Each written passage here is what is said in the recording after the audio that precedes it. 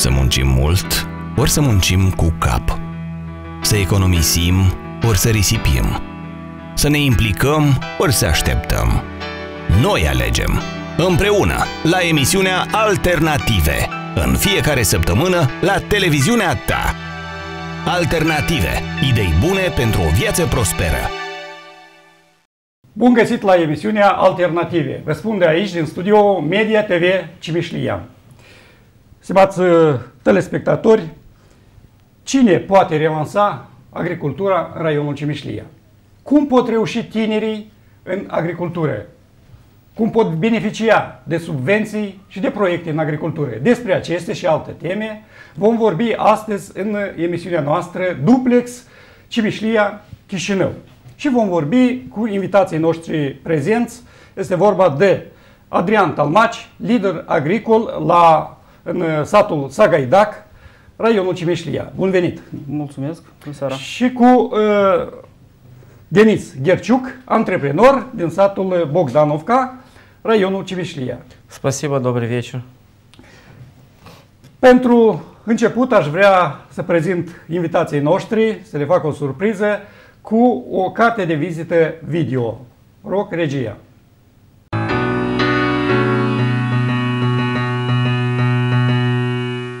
Adrian Talmaci, născut la 1 septembrie 1987 în satul Sagaidac, raionul Cimișlia.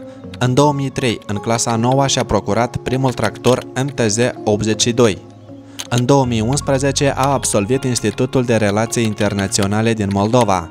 În prezent gestionează peste 500 de hectare de cereale în satul Sagaidac, raionul Cimișlia, cu 10 angajați și 2 combine performante.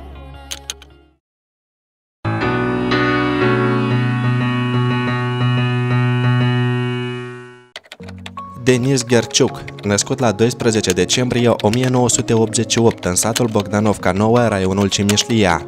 În 2006 a absolvit 11 clase în gimnaziul din orașul Cimișlia. În 2016, prin proiectul 2KR, și-a procurat tractorul MTZ-892.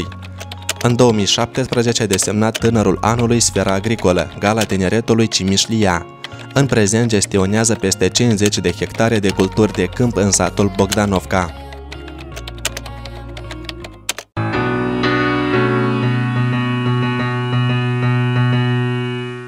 Satele Moldovei au o șansă de relansare prin implementarea proiectelor în agricultură, prin deschiderea noi locuri de muncă pentru locuitori și prin dezvoltarea infrastructurii sociale la sate. Cineva s-a hotărât și a reușit în afaceri, în agricultură, în sate. Cineva mai puțin. Cine totuși până la urmă reușesc și ce sprijin primesc ei din partea statului și a comunității pentru a face satul mai frumos? La aceste întrebări aș vrea să îi rog să răspundă invitații noștri din studioul central din Chișinău. Constantin Olteanu este jurnalist în chestiuni de economie și Galina Petrache, șefă a Direcției de Politici și Programe în Dezvoltare Rurală a Ministerului Agriculturii, Dezvoltării Regionale și Mediului. Pe această cale aș vrea să le invităm pentru început să urmărim un reportaj de la televiziunea din Cimișlia și anume ce proiecte s-au implementat în raionul Cimișlia. Apoi revenim și discutăm. Vă rog.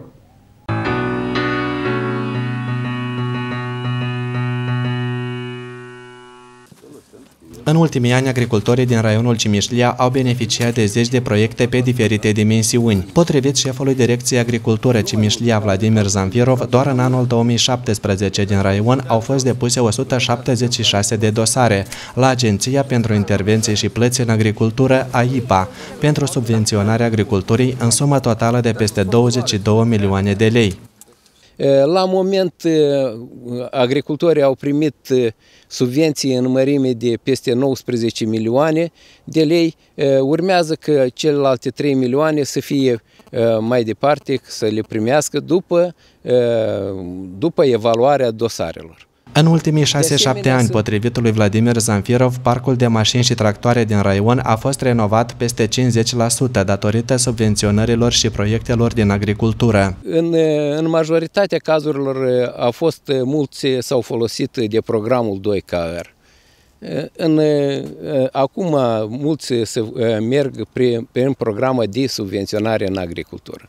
Da, într-adevăr, am beneficiat de subvenții la procurarea tehnicii agricole, adică mai mult feluri de tehnică agricolă. Am cumpărat un tractor și am beneficiat de subvenții, pe urmă am cumpărat un scarificator, iar am beneficiat de subvenții, am cumpărat o semănătoare, am beneficiat de subvenții. Am beneficiat de proiectul Pare un sună din valoare 200.000, la care am adăugat și eu 200.000 și mi-am procurat combina.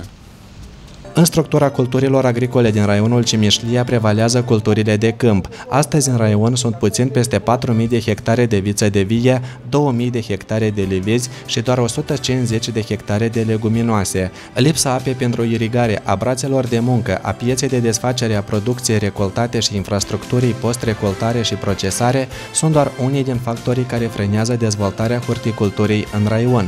Totuși, datorită subvenționărilor și proiectelor susținute de stat și Uniunea Europeană, raionul Cimișlia poate păstra peste 4.000 tone de struguri și fructe în frigidere noi construite.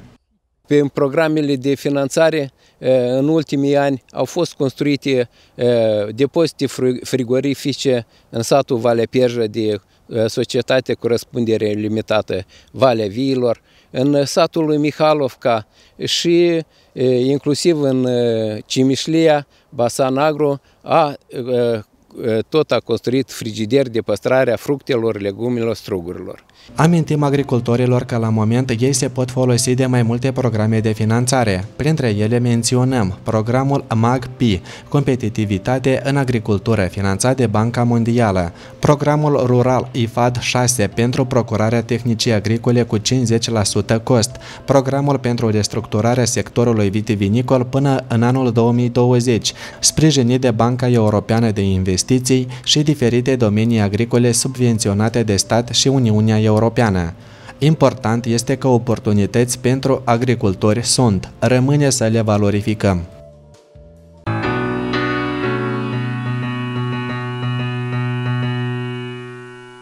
Cum și de ce ați hotărât să vă ocupați de agricultură? Această întrebare o adresez invitaților din studioul local din Cimișlia și încep cu Andrian Talmaci. Vă rog, Andrian. Da, mulțumesc pentru întrebare. Este o întrebare foarte bună și interesantă. Cum și de ce? În primul rând, noi suntem născuți la sate, adică practic începutul toți au trecut prin așa zisă agricultură, dar mai intensiv, cum ați menționat și în reportaj, în 2003 părinții au procurat un tractor și eu personal am început să lucrez pe el. Am lucrat până în 2005. În 2005 am plecat la universitate. Am absolvit universitatea până în 2009-2011. În 2009 am fost în Statele Unite Americii. Am procurat o combină, am început să fac servicii. Apoi ne-am început a dezvolta. Iarăși am primit de la oameni, adică ne-au propus ca să iau în arendă terenurile, erau terenul părinților, buneilor și am început încetșor să activăm, să practicăm agricultura. Din asta am văzut că cât de cât putem să ne descurcăm, roade scoteam, prelucram solul calitativ și respectiv am început să mai luăm niște terenuri în arendă de la persoane fizice. Până la moment am început să cultivăm peste 500 de hectare. Da, Andrian, tăticul este agronom după profesie. Da, da. A jucat un rol în alegerea profesiei? Păi, cred că genetic. Pentru că, sigur că 2003, atunci procurarea tractorului a fost cu ajutorul lui și iarăși mai departe, cu un sfat, cu un ajutor, a fost influențat și asta, adică fiindcă tata a fost agricultor și a fost agronom. Ai studiat Facultatea Economiei și Relații Internaționale mai departe decât culturile de câmp de la Sagaidac, dar te-ai oprit aici. Păi, Eu din start, când am început să învăț la universitate, practic ne-am spus că învăț ca să am o specialitate, să fiu cu studii superioare, dar până la urmă am fost de părere ca să mă ocup cu agricultura. Da, mulțumim. Vom reveni pe parcurs. Denis Gherciuc, sunteți cam de o seamă, aceeași vârstă cu Adrian, da? Da. Așa. Cum ai început tu? Ce te-a influențat? De ce ai hotărât să te ocupi de agricultură? Ну, как бы я родился в сельской местности, и как бы вот так sложилось. Eu sunt de Baștine, dintr-o localitate rurală. Tata avea un tractor și eu de pe la 12 ani mergeam cu el peste tot. С ним то туда-сюда ездил, как бы. 12 let la tractor. Da, tata mi încredința tractorul. El pleca periodic la muncă peste hotare și de la 16 ani eu am început să lucrez câte puțin. На заработки 16 лет я потихоньку, он оставил трактор свой, я потихоньку работал. И увидел, что получается, можно что-то делать, взял. Am văzut cât îmi reușește, am luat loturile tatălui, ale altor rude și câte puțin încercam să semăn. Tata îmi mai dădea sfaturi. Отец подсказывал немножко, одно, другое, и вот так, потихонечку, потом взял в примарии землю в аренду. Apoi am mai luat loturi cu chirie de la primărie, așa am început să activez în domeniul agricol. Am semănat diverse culturi și am văzut că iese cu un profit și am decis să mă opresc la acest domeniu. Есть, выходит копейка, и как бы остановился здесь на этом, и как бы люди села. Oamenii din sat mi-au propus atunci pământ, am luat loturi și de la ei și așa am pus ușor afacerea pe roate. Пошло дело. Da. Mulțumim, Denis. Vom reveni la experiența ta de activitate.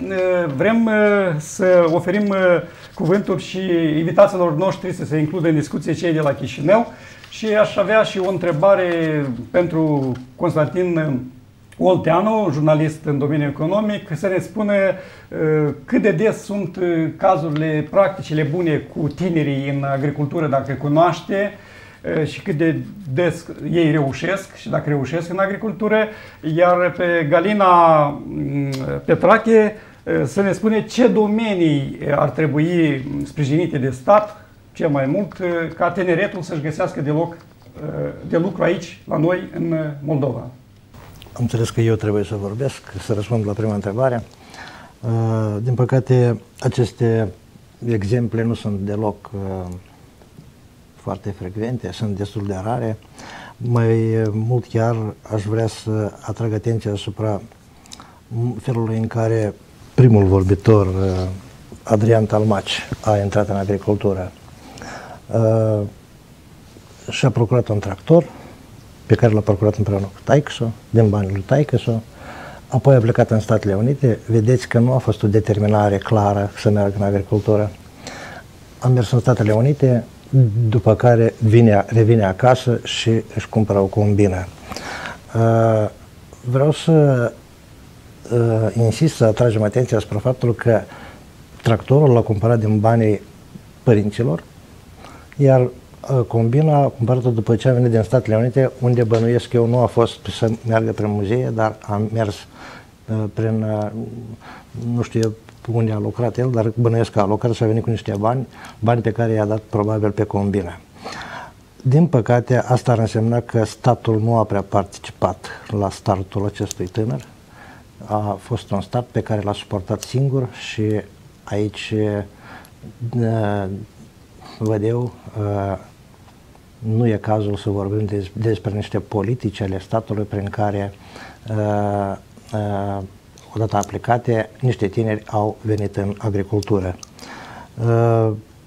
Aș vrea totuși ca să se întâmple ceea ce noi vorbim atât de des pe la seminare, pe la întruniri de tot felul, că uite, tinerii sunt atrași, tinerilor li se acordă suport.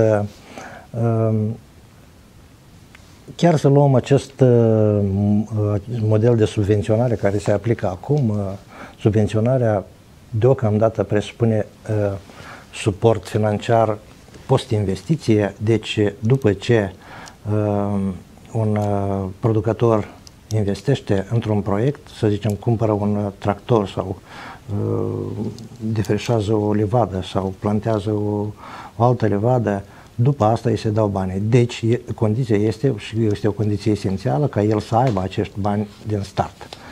Despre tineri se poate spune că ei nu au acești bani. Deci, politicile de subvenționare exclud, practic, tinerii din câmpul lor de acțiune. Știu că noua lege privind susținerea și dezvoltarea agriculturii, noua lege de subvenționare, una care a fost adoptată anul trecut și care are ca termen de acțiune, dacă nu greșesc, vreo 5 ani.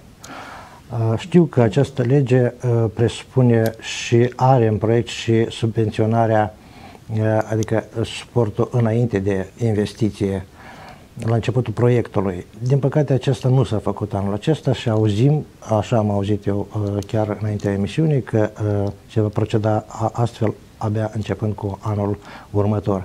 Ar fi un pas prin care tinerii ar putea fi susținuți atunci când ei au nevoie, când încă aripile lor încă nu le permit să-și ia zborul. Am văzut în reportajul acesta din Cimișlia niște imagini cum un domn în cămașa albă ducea un cărucior cu caise într-un frigider. Vreau să constat că, din păcate, agricultura arată un pic mai altfel. Cămașa nu e întotdeauna atât de albă și căruciorul ăsta nu e chiar atât de ușor de dus spre frigider. Drumul spre frigider e unul mai mare și e mai greu. Drumul spre frigider înseamnă un efort extrem de mare. Drumul spre frigider înseamnă asocierea unor producători, înseamnă să obții un suport, cel puțin frigiderile care s-au construit în ultimul timp, s-au construit în mare parte cu suport din partea Uniunii Europene, dacă nu greșesc.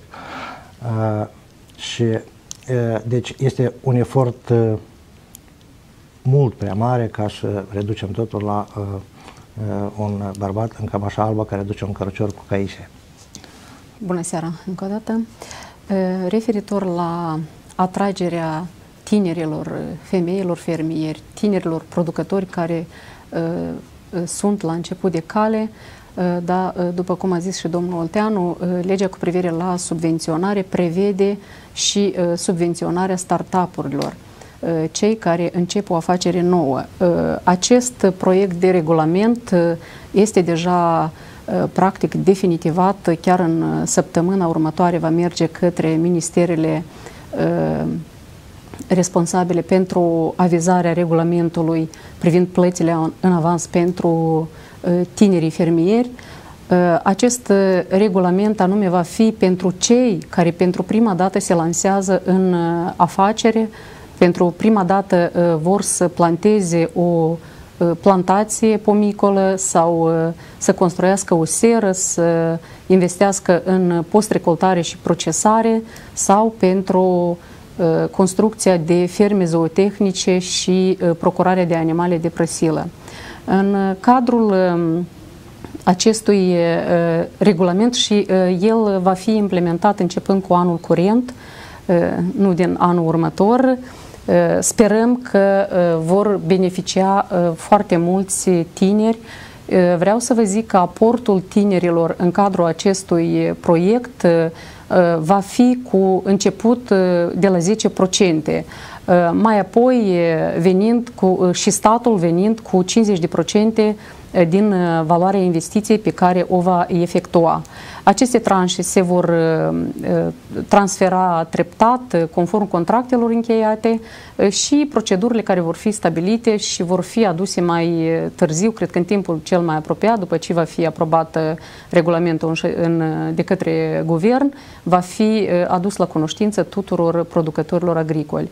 Începând de săptămâna viitoare va fi regulamentul consultat și cu societatea civilă pentru a vedea acei producători, asociațiile, ca să vină cu unele îmbunătățiri a regulamentului de subvenționare. Ce ține de frigiderele construite, vreau să vă zic că acest proiect a fost finanțat de Banca Mondială prin proiectul MACPI.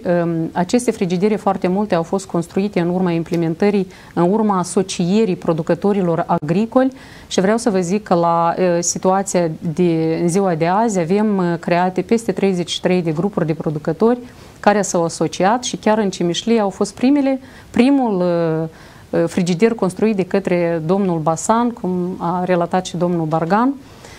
Sunt foarte multe frigidere, însă trebuie și producătorii să știe că atunci când statul investește în agricultură, în investițiile care se efectuează, trebuie să fie și un impact. Trebuie să fie create locuri de muncă, plătite impozitele la timp, ca să avem de unde acorda și subvenții pe diverse domenii.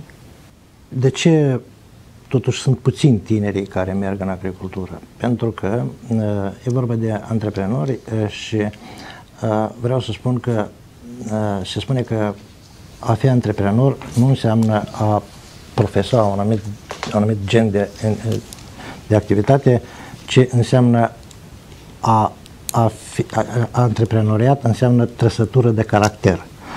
Înseamnă să fii un spirit inovativ, înseamnă să ai îndrăzneala de a căuta și de a promova și de a aplica noul, înseamnă să poți și să-ți asumi niște riscuri, lucruri pe care nu-l pot face chiar oricine.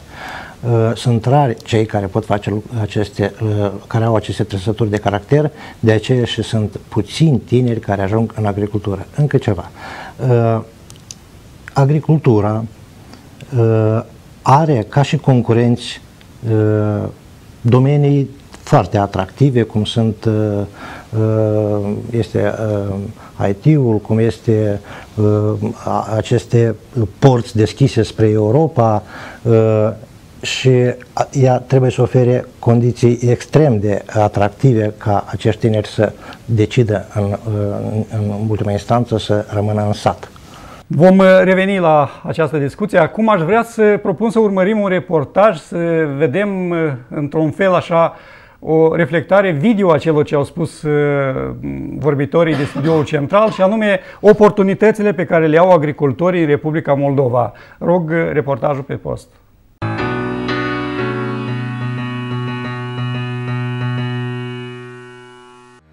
Agricultura continuă să fie un sector primordial în economia țării noastre, în care se investește și se tinde spre atingerea calității și a standardelor înalte. Printre prioritățile Strategiei Naționale de Dezvoltare Agricolă și Rurală pentru anii 2014-2020 se regăsesc creșterea competitivității sectorului agroalimentar din Republica Moldova prin restructurare și modernizare, asigurarea gestionării durabile a resurselor naturale și îmbunătățirea nivelului de trai în mediul rural. Într-o atingere a acestor obiective se realizează un șir de eforturi și se fac investiții impunătoare.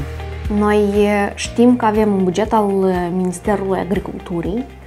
Există fondul de subvenționare a producătorilor agricoli, care este impresionant. S-a ajuns la câte 1 miliard pe an, ceea ce chiar este o cifră impresionantă. Sunt programele IMPARD, la care noi suntem eligibili, și aici se vine iar cu sume la fel de impresionabile. În cadrul tuturor programelor și măsurilor de susținere a agricultorilor, un loc special îl ocupă tinerii, care se bucură de mai multe avantaje și facilități. Avem aceste posibilități prin care producătorii agricoli, tineri, fermieri cu vârsta cuprinsă între 18 și 35 de ani beneficiază de sporuri sau de subvenții majorate. Dacă vorbim de o subvenție în condiții generale, atunci un tânăr fermier suplimentar, pentru faptul că este tânăr, poate ajunge suma subvenției chiar și 65% din valoarea investiției. Anul trecut, în cadrul Agenției de Intervenție și Plăți pentru Agricultură, au fost depuse circa 7.800 de cereri de finanțare, în valoare totală ce a depășit 800 de milioane de lei. În temeiul legii bugetului de stat pentru anul 2017, în fondul de subvenționare a producătorilor agricoli, au fost prevăzute mijloace financiare în mărime de 900 de milioane de lei, ceea ce este cu 20% mai mult decât în 2016. Până la sfârșitul anului precedent a fost oferită finanțare pentru 5.000 de cereri, în valoare de 520 de milioane de lei, iar circa 2700 de cereri în valoare de până la 240 de milioane de lei urmează a fi finanțate din fond anul curent. Începând cu anul 2018, conform agendei și conform obiectivelor pe care le-am trasat. Vom dezvolta o măsură nouă și anume un program destinat proiectelor start-up, proiecte înființate anume de tineri fermieri, prin care aceștia vor putea primi subvenția în avans, adică în baza unui business plan. Grație subvențiilor din Fondul Național de Dezvoltare a Agriculturii și Mediului Rural în anul 2017 a fost posibilă atragerea investițiilor în sector de peste 4,3 miliarde de lei, fiind create circa 3900 de locuri de muncă. A fost atestată o creștere de investiții realizate în zona de sud a țării, în particular din raionul Cimișlia. Anul trecut, aproximativ 180 de producători agricoli au solicitat subvenții în sumă totală de peste 22 de milioane de lei.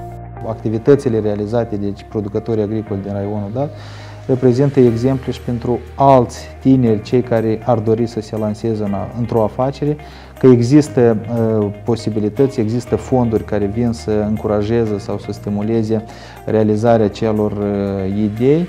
Noi trebuie să ne gândim la faptul că suntem eficienți și asta. Noi trebuie să ne gândim că vrem să ajungem și să depășim, să fim competitivi pe piața internațională. În același timp, noi suntem o țară mică. Noi avem strugurii cu care suntem competitivi, noi putem să creăm produse artizanale care sunt specifice regiunii. Noi avem mare șansă să putem să dezvoltăm agricultura ecologică. Noi avem istorie de succes a oamenilor care lucrează în agricultură, dezvoltă servicii, cât au nevoie de aceste servicii. Agricultura astăzi se evidențiază într-un mod deosebit prin impactul și caracterul său multifuncțional. Aceasta nu mai apare ca un gen de activitate plictisitor, caracterizat prin multă muncă fizică, destinat unor categorii specifice ale populației. Agricultura înseamnă mai mult decât producția alimentelor, iar pe lângă rolul său important economic, acum îi se atribuie și importanță majoră socială și de mediu, iar cu eforturile continue din partea mai multor instituții și organizații de resort în vederea informării și susținerii agricultorilor, întemeierea unei afaceri în acest domeniu acum este mai accesibilă, iar rezultatele chiar impresionante.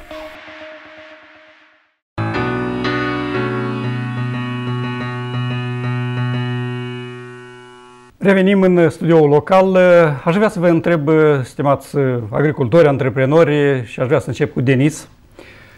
Denis Gherciuc. Deci, cât de accesibile sunt aceste fonduri, aceste proiecte și dacă v-ați folosit de un proiect, aveți un proiect, cum ați reușit? Puteți să spuneți istoria. Я услышал за эту программу 2КР. Пошел к ним в офис. Am auzit despre programul 2KR și am mers în oficiul lor pentru a întreba în ce constă. Ei mi-au explicat condițiile, jumătate din prețul tractorului o achiți la început, fără gaj sau alte aspecte ca la băncile comerciale. Как в банке, есть залог, надо в залог дом поставить, то здесь без залога. Полстоимости оплатил трактора. И на 2 года. Jumătate din prețul tractorului o achiți și timp de 2 ani, cealaltă jumătate câte puțin.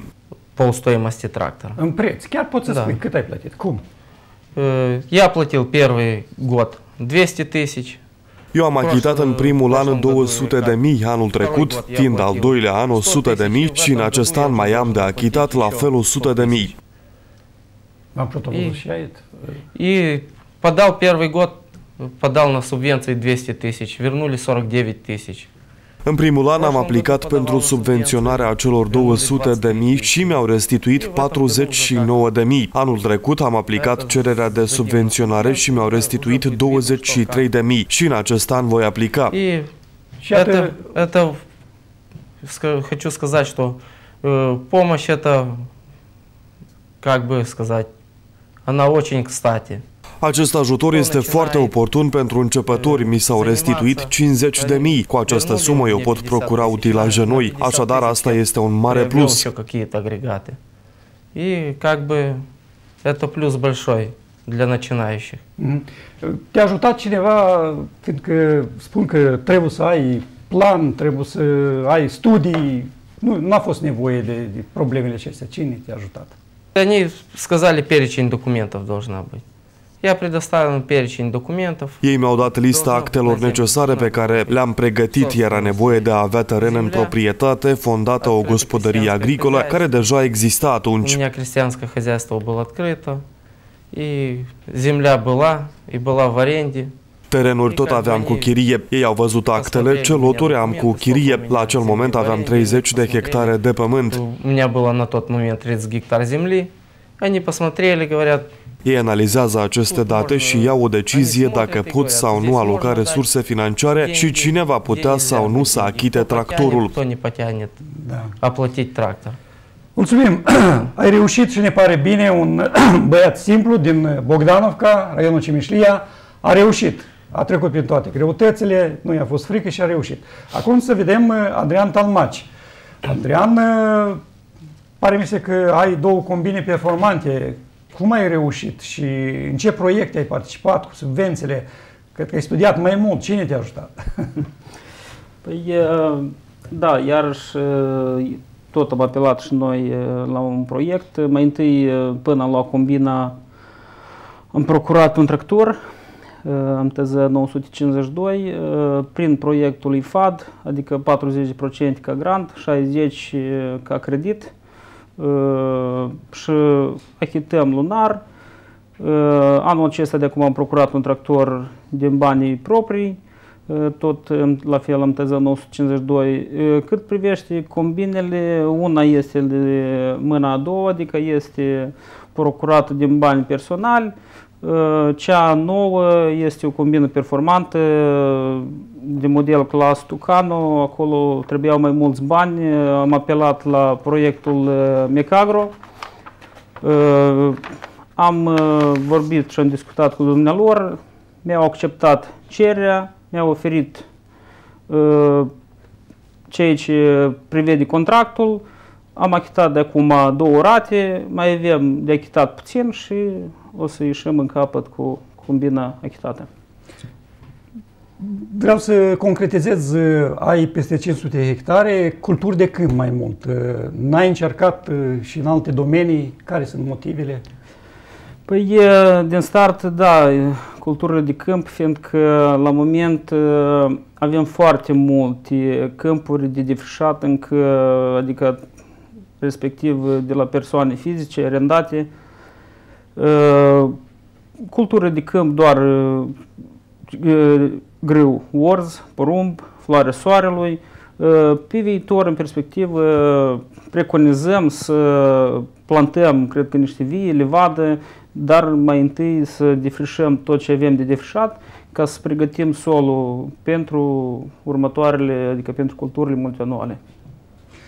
Mulțumim și acum vrem să revenim la invitații din studioul central și aș vrea să întreb și pe Constantin Olteanu dacă cunoaște din presă sau din practica personală ce eficiență, să spunem, au aceste investiții, dacă cunoaște istorii de succes, fiindcă de multe ori cunoaștem începutul istoriei și mai puțin sfârșitul. Iar pe doamna Galina Petrache vreau să întreb dacă cât de receptive au fost organele de stat la adresările cetățenilor, cam câți din cei ce se adresează primesc ajutoare și cam ce sume se dau la, să spunem, la indemnizații, la subvenții și cam ce sume pot accesa tinerii de la proiecte, în dependență de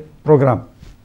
Din câte văd eu, și Denis și Adrian sunt la etapa business-ului când acesta începe să le schimbe viața.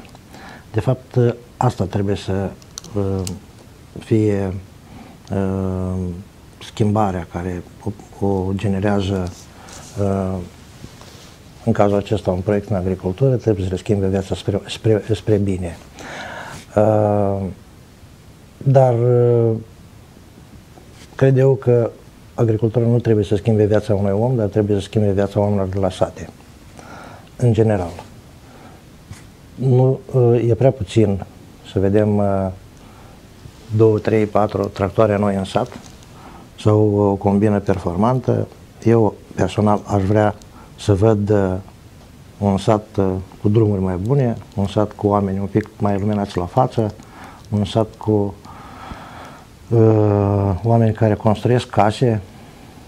Nu se prea construiesc case acum prin satele noastre și asta înseamnă că nu se prea vede clar orizontul, nu se prea vede bine viitorul acestor localități. Eu asta aștept de la agricultură și spre asta aș vrea ca să ducă proiectele inițiate de Adrian și de Denis. Din păcate, și unul și celălalt au ca și domenii, așa ca să zic, cultivarea, producerea culturilor, cerealelor, dacă nu greșesc. Nu e deloc ușor să faci și lucrul acesta, dar e mai ușor decât să faci agricultură cu valoare adăugată înaltă. E mai greu să faci agricultură cu mulți angajați și, în general, agricultura cu mulți angajați e aproape imposibilă în satele noastre pentru că nu prea avem pe cine angaja. Nu sunt brațe de muncă. Se dau lovitură după lovitură satelor noastre, tot chiar în ultimii 2 ani s-au angajat, dacă nu greșesc, prin zonele economice libere vreo 15.000 de cetățeni pe la întreprinderile astea care produc cablaje. Nu zic că e rău, e bine, treaba lor cu industria lor, dar noi ne gândim și vorbim acum despre agricultură. Și anul acesta se spune că alții vreo 10.000 de cetățeni urmează a fi angajați la alte întreprinderi de cablaje. Cu cine vom face agricultură? Denis și Adrian singuri e prea puțin pentru a merge în câmp și a face agricultură. Trebuie să facem agricultură care aduce bani. Iar agricultura aduce bani mai ales dacă vom ajunge cu produsele pe care le avem în piețele din afară. În piețele noastre, vedeți ce se face în piețele noastre vara și toamna. Mergeți la piața agricolă de pe strada asta de lângă combinatul de tutun și vedeți pe al de Denis și Adrian, dormind printre lăzi cu ardei sau pesaci cu cartofi. Aștia sunt antreprenorii despre care vorbim noi. Cam aștia sunt, pentru că ei sunt nu doar chinuiți, treziți la 3 noapte ca să meargă în câmp, dar și mânați la o piață în Chișinău să-și vândă produsele și de cele mai multe ori să le vândă la prețuri care nu acoperă în totalitate cheltuielile. Bine, își scot ei banul băgat, dar nu își scot și munca pe care o depun.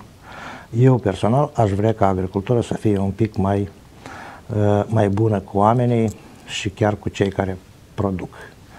Din păcate, și unul și altul sunt modelele pe care le văd. Să zicem că se uită niște copii acum la televizor și văd cum doi tineri mai mari cu 5-10 ani decât ei fac agricultură și se întreabă dacă asta e viitorul pe care îl vor avea și ei. Nu știu dacă și-l doresc acești copii, acest viitor. Aș vrea să meargă și ei spre aceste astfel de activități, dar să meargă pe drumuri un pic mai puțin mai bătătorite, cu drumuri mai bune. Aș vrea să cei care încep agricultura să aibă acces la credite. Aș vrea ca acești tineri să poată merge la bănci știind că există undeva un fond de garantare a creditelor, să fie susținuți prin politici clare ale statului de sprijin a tinerilor. Atunci cred că putem vorbi despre o perspectivă clară a tinerilor în agricultură și a agriculturii în general. Referitor la oportunitățile pentru tineri, deja cum a fost relatat și în reportaj, tinerii, femeile fermieri, începând cu anul precedent, sunt alocate mijloace financiare suplimentare. Vreau să atrag atenția că pentru anul 2017 în jur de 170 de tineri au fost alocate peste 3 milioane numai subvenții suplimentare și pentru femei fermieri au fost acordate peste 5 milioane de subvenții suplimentare. Ceea ce ține de procedura de accesare a subvențiilor, Agenția de Intervenții și Plăți pentru Agricultură are 10 oficii teritoriale la care toți producătorii agricoli pot să se adreseze pentru a depune pachetele de documente. Totodată vreau să zic că în 2017 au fost selectate mai multe companii de consultanță care au menirea de a consulta, de a instrui tinerii în agricultură, deoarece pentru a avea o agricultură performantă trebuie să avem și studiile în domeniu, să știm cum să plantăm, ce să plantăm, unde să plantăm. Totodată aș vrea să vă zic că în politica statului pentru anul 2018 avem în proiect, este la jumătate de cale, acel fond de garantare a creditelor, fiindcă înțelegem foarte bine că tinerii nu au ce pune în gaj și nu pot să acceseze creditele care sunt la niște procente destul de mari pentru ei. De aceea statul acum lucrează la un proiect de lege ca până la finele anului acest proiect să fie aprobat și începând cu anul 2019 să putem oferi acel garant din partea statului la accesarea creditelor. Totodată vreau să vă zic că referitor la îmbunătățirea vieții în localitățile rurale, la fel este prioritatea numărul 3 din strategie la care se lucrează acum pentru a implementa proiectul LIDER în Republica Moldova. Ce înseamnă proiectul LIDER? Proiectul LIDER înseamnă că noi trebuie să atragem în dezvoltarea localităților rurale și autoritățile publice locale, să facă parteneriate public-privat, să-și dezvolte localitățile, acele drumuri, grădinițe sau alte necesități care sunt necesare în localitățile rurale. Vreau să vă zic că la moment sunt implementate astfel de proiecte de către programul SARD, iarăși este din proiectul EMPARD, din programul EMPARD. Este ca un proiect pilot în Utaga, Găuzia și Taraclia, în cadrul cărora deja au fost constituite peste 8 grupuri de acțiune locală. La fel este în nordul țării Asociația Pro-Core, care are deja 5 galuri, și în centrul Republicii avem 3 galuri deja constituite, ceea ce va ajuta autoritățile publice locale și agenții economici de a se asocia și de a beneficia de anumit sprijin din partea statului și de a dezvolta localitățile anume pe domeniile pe care ei le consideră că sunt necesare și prioritare pentru localitatea respectivă. Continuare, cât de compatibile sunt, să spunem, agricultura profitabilă, rentabilă și prețurile accesibile ale consumatorilor. Vom face acest lucru la piața agricolă din Cimișlia și vom vedea cum percep consumatorii și deci produsele agricole sunt scumpe, nu, autohtone și așa mai departe. Să urmărim.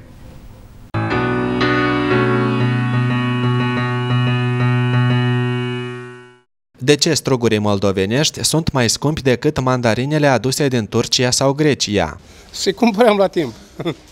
Să avem unde să-i păstrăm noi, să cumpărăm din toamnă, să avem producția noastră păstrată de fiecare gospodar. Nu știu, nu cumpăr eu iarna struguri. Nu cumpărați? Nu. Dar mieri, pieri? Mieri cumpărăm, tot. Întreb dacă sunt la Moldova, da. Cine știe, la Moldova ori nu? De-am depinde de vânzători și ne spune. Toamna am vândut, că am avut și eu, undeva la 8 lei Moldova s-au vândut. Da? Da, de câmp ne-au luat. Cheltuieli cât la frigider e cam scump, o 25 și bun, dacă 30 e cam mult. Mai de sus, cei de la Parlament, să mai ridice lefile la lume și o leacă să mai reducă, da, prețurile. De ce are nevoie agricultura moldovenească pentru ca să ofere prețuri rezonabile consumatorilor? Și să produce mult, că agricultorii tare mult produc. Da. Și este a noastră autohton, este. Producția noastră este. Trebuie să vândă. Da, aici, o leacă mai joasă prețurile. și sunt producții mai multe. Alta, asta-i. Dacă ești mai mult, atunci scade prețul. Și puțin întotdeauna. Chiar de nu e așa valoros. Dar dacă e puțin și lumea vrea să guste așa și plătește mai scump. Cât de dispuși sunteți dumneavoastră să faceți o afacere în agricultură? De ce ați avea nevoie? Ca atare, eu fructeam acasă și mere, și piere, și pieră, și vișă, și cereașă, și căpșună, și malină, chiar și mere la mine crește în grădină. Merea de albine crește în grădină. Poate. Păi de ce nu? Se poate. Numai că agricultorii și pun la dânsii în buzunare. E tot pentru dânsii. Și lumea tot... Rămâne? Da. Ei tot se gândesc la finanțele lor. Și noi, cetățenii de rând, suportăm. Nu mult, dar iese. Nu, mult este vinetă. Trebuie și multă muncă. Să ai tehnica ta, să prelucrezi singur, e mai convenabil, dar să arendezi tehnică e mai problematic. Nu m-aș ocupa cu agricultura, nici într-un caz. E riscant. E riscant. Am lucrat în Portugalia, acolo trebuie să ai de multe de toate. Să ai și cartofi, și curechi, și una și alta. Dacă nu câștigi la una, și el te acoperă pe asta. Dar dacă se ocupi numai cu ramuri și ai dat un bar, clar că nu. Dar în primul rând nu m-aș ocupa și nu mă bag în detalii.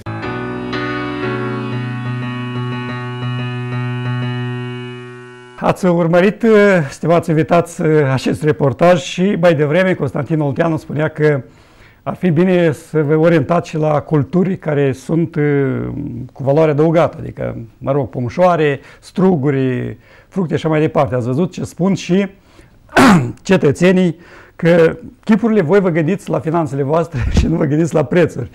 Dar să vă întreb, cum vedeți activitatea voastră peste 2-3 ani? Veți schimba puțin profilul, veți extinde și de ce depinde aceasta? Să începem cu Denis. Думаем расширяться, как потихонечку все. И потихонечку расширяться, приобрести комбайн. Pe viitor planificăm să ne extindem câte puțin, să procurăm o combină bună. Credem că dacă lucrurile vor evolua și în continuare la fel ca acum, vom reuși să înregistrăm succese. Думаю, чего-то достигнем. Dar la Bogdanovka cu vița de vie nu se ocupă sau... Ну, виноградом заниматься это одно, ну, надо рабочую силу. Рабочую силу... Pentru vița de vie e nevoie de brațe de muncă, dar e problematic la acest capitol. Mulți sunt plecați la munci în Rusia sau în Europa. В Европе рабочую силу тяжело найти. Chiar dacă ar fi nevoie de angajat un tractorist, el necesită a fi instruit, iar asta e complicat. Mai simplu e să lucrezi singur. Înțeles. Și, Adrian, ce perspective pentru afacerea ta vezi în viitorul apropiat? Și, cum spunea și invitații din studioul central, vă include și în dezvoltarea localității, poate ajutați la un drum, la un trotuar, niște locuri de muncă, puneți umărul, satul vostru natal. Păi, eu totdeauna am fost de acord cu ideea că un sat dezvoltat este atunci când este o gospodărie agricolă dezvoltată, fiindcă în sate, în primul rând, oamenii au de lucru acolo unde este gospodărie dezvoltată, oferă locuri de muncă. Pe viitor, eu preconizez, adică eu consider că cel mai bine pentru orice agricultor este ca să-și înnoiască parcul de tehnică agricolă și să diminueze cheltuielile, adică să mecanizeze mai tot, să diminueze cheltuielile ca să poată să ajungă la un cost mai mic pentru a ajunge la un profit mai mare ca să poată să dezvolte în viitor. Mulțumim și am vrea să auzim și părerea celor din studio pe scurt, când ne aflăm spre finele emisiunii. Totuși, sub formă de concluzie, cine va relansa agricultura, nu doar la Cimișlia, dar în toată Republica? Spun că nu trebuie să comparați strugurii noștri cu mandarinile lor. Trebuie comparați strugurii noștri cu strugurii lor și mandarinile lor cu mandarinile noastre, pe care nu le avem, din păcate. Da, strugurii lor nu sunt deloc ieftini. A noștri sunt mult mai ieftini și mult mai accesibili pentru consumatori, așa că totul e ok. Altceva e că atunci când vorbim despre roșii, roșiile din Turcia sunt mult mai ieftine decât roșiile produse în Moldova. Explicația ar fi una simplă de tot. Bunăoară, în zona Antalya, acolo unde serele deja sunt pline cu roșii la această etapă, 315 zile din totalul zilelor pe care le are un an sunt zile cu soare, deci nu e nevoie de încălzit aceste spații și costurile sunt destul de mici. De aici și prețurile mici cu care vin roșiile din Turcia, de aici concurența pe care ne-o fac și care noi nu putem să facem față acestor producători de legume din Turcia. Vreau să mai spun ce înseamnă totuși agricultura pentru un sat. Nu trebuie Denis sau Artur, cine a spus că să ajute satul. Nu trebuie să ajute nimeni satul. Trebuie pur și simplu să fie agricultura dezvoltată sau trebuie să fie cineva care ține acest sat ca și locuri de muncă. Oamenii trebuie să primească salarii, să aibă bani. Trebuie să fie plătite impozite. Era cândva un sat, și acum este el, dar arată un pic mai jalnic, satul Bujor, din raionul Hâncești. Era o fabrică de păsări acolo, una care e destul de mare. Ei bine, tot satul lucra la fabrica de păsări din Bujor, erau asfaltate drumurile, erau trotuare, apăruse chiar și niște case cu etaje pe acolo, primeau apartamente oamenii. Când s-a prăbușit această fabrică de păsări, când s-a desființat, au început să plece tot. Acum e plină Italia cu oameni din Bujor, satul acela este pustiu, pleacă toți. Deci iată ce înseamnă economie, iată ce înseamnă niște activități bine puse la punct într-o localitate. Dacă nu vom avea agricultură, nu vom avea alte activități prin sate, degeaba vorbim noi despre sate cu viitor luminos, degeaba cântăm noi frumos despre sate, că nu vom face nicio brânză acolo. Da, vreau și eu să mă refer la faptul că pentru a avea succes, consider că ar trebui ca producătorii agricoli să se asocieze. De ce consider astfel? Fiindcă prin asociere pot să construiască aceleași frigidere sau o altă investiție care necesită multe investiții.